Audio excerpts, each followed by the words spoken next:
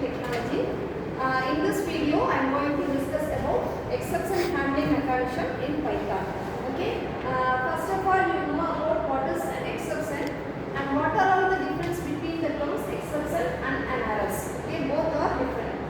So here exception is done by the user, and by unfortunately they made some mistakes. Through exception handling, we are rectifying and specifying what kind of error occurred inside the program. Okay, but the errors are critical. Once if you found an error inside a program, the program should not produce an output. But an exception is found, you can receive some partial output, or you can receive some message about that errors occurred inside the program. That's what an exception handling. So in order to handle exception in Python, you have various blocks. The name of the blocks are try block. In try block, you should present the coding with errors. Okay, in try block, it should contains the coding of errors. Okay, next one as exception block. Here, except block helps to identify and intimate to the try block what kind of error occurred inside the try block. Okay, the types of errors may be in different types. For example, index array index out of boundary, arithmetic error, and then you can index error, assertion error. So like this, you have different types of errors may be founded or raised by the user.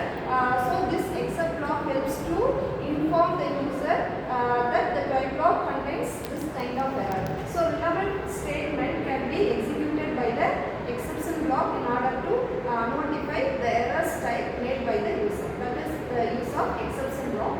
And final block is nothing but anyway you are running the program. If it is an error or it is successful, you can execute some more messages. The messages may be the program executed successfully or the program found an error. So this is the final block. Anyway you can run a program. That program output will be a pure output, or it may be some messages regarding the error. Okay, that's what the use of final block. And last one is that is raise block. Raise block is intentionally support for an exception block in order to find out the errors, that is what kind of errors found inside the try block. Okay, this is the mechanism we are using exception handling in Python programming. So here basically it has two types: built-in exception and user-defined exception. The name itself will have a meaning. User-defined exception is created by the user. Whenever we are creating some mistakes over the program means, if you are inheriting some base class coding, okay, that base class may contain some different, that means error coding. If you are inheriting that error base class, again you also having same errors can be repeated in your subclasses or your derived classes. So in this case, you can read by the mistake made by the user. This kind of exception we call it as a user-defined exception.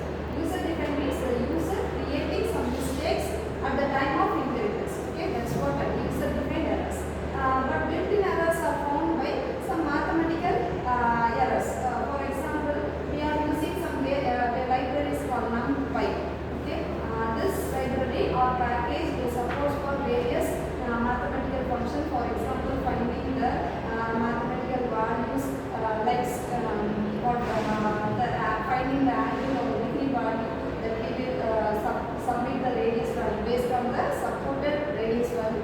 Likewise, you have a different mathematical functions. If you are finding an error inside the predefined functions, that is called as a built-in error. Okay, in this case, user can't make a mistake, but built-in function can make a mistake by with the help of user entering a wrong value. This is called a built-in errors. Okay, if you are made a mistake, means it is a user-defined errors. If the program itself has some error contains, means it's a built-in error. Okay, built-in error can be classified in different categories: assertion error, key value error. Okay, we will see one by one. Okay, what are all the types of errors which is available in built-in. Okay, here this is the sample program for only for user-defined function. In this example program, I have a class. The name of the class is invalid age error. So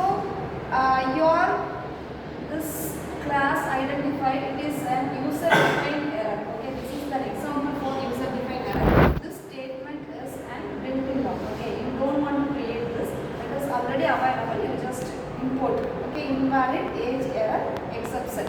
Exception is less than error. So what kind of error here occurred as, if you are entering an age value above 100 means it shows an error, because age value will be lies between 1 to 100.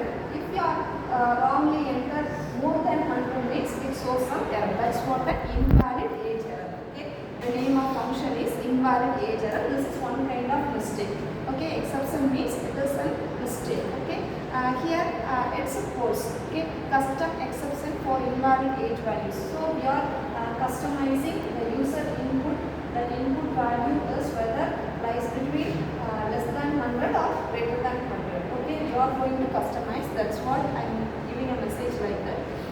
Then here it is a constructor, init constructor. Under the constructor, I have a variable called age and message. Message equal to age must be between 180 to 100. You are just passing a message to the user. What value you should provide for an age value, that's what I am mentioning here. Age must be between 18 to 100. So if you want to enter an age, that age should be lies between 18 to 100. Okay, then self.age equal to age and self.message equal to message. Here I am super.init self.message. So I am just printing this message, age lies between 18 and 100. After that I am calling this base class, so it acts as a base class. In this another I am using one more function called str. Str is a string based function. I am going to return some message self.message and provided age self.age. So what user enter the age, that age will be printed to the user. That's what I am using self.age. And then I am using another function. This function helps to check the age value is lies between 18 and 100. Okay, that's what I am using. And age, here age is a function.